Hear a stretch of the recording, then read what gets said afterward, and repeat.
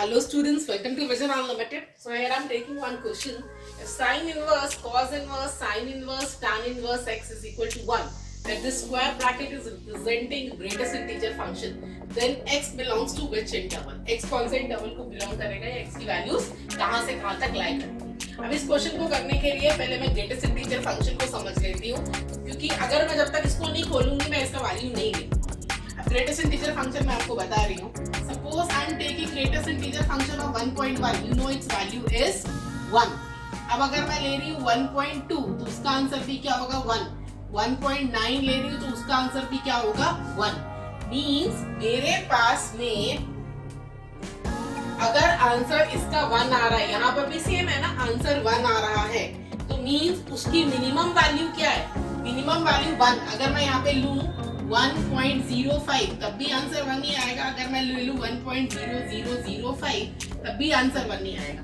Means उसकी minimum value क्या है? इस फंक्शन की मिनिमम वैल्यू ये क्या ले सकता है? It can take the value 1. 1 से नीचे जाएगा तो चेंज हो जाएगा, आंसर 0 आ जाएगा या 1 कुछ और आ जाएगा।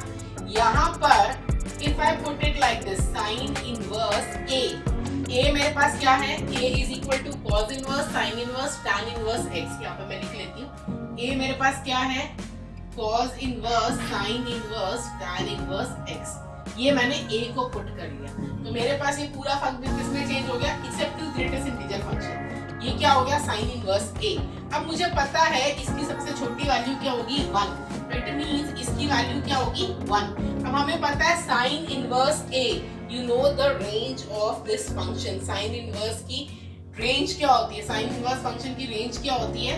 -π/2 to π/2 means greatest value क्या होती है इसकी? π/2.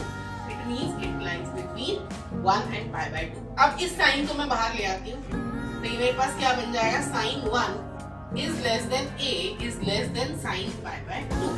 अब sin 1 तो कुछ नहीं होता, sin 1 will remain as it is. Less than a is less than sin π/2 क्या हो जाएगा? 1. अब मैं इसको वापस जैसे जैसे अंदर वैल्यू पुट करती जाऊंगी, ये a को मैं अंदर फर्दर खोल रही हूँ, ये आंसर आ गया a की वैल्यू मैंने ये पुट की थी। अब मैं इसको फर्दर अंदर लेके जा रही हूँ। sin 1 is less than cos inverse b is less than 1. अब मैं b को क्या पुट कर रही हूँ वापस, नेक्स्ट बाकी बचा हुआ, b is equal to sin inverse tan inverse x. Done.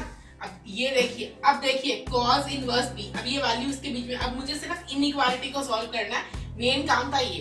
अब देखिए sin 1 और 1 के बीच में इसकी वैल्यू लाई करिए। अब मैं cos को इधर ले आऊंगी तो ये क्या बन जाएगा? cos sin 1 is less than b is less than cos 1.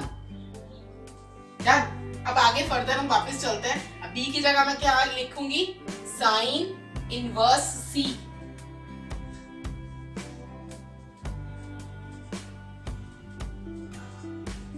is less than cos 1. अब देखिए यहाँ पर मेरे पास c का वैल्यू क्या हो जाएगा? tan inverse x.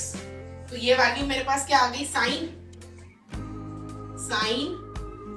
cos sin 1 is less than c is less than sin cos of 1. ठीक है। अब ये लास्ट में टेंजेंट इनवर्स x बचा, तो x का वैल्यू कहाँ लाई करेगा?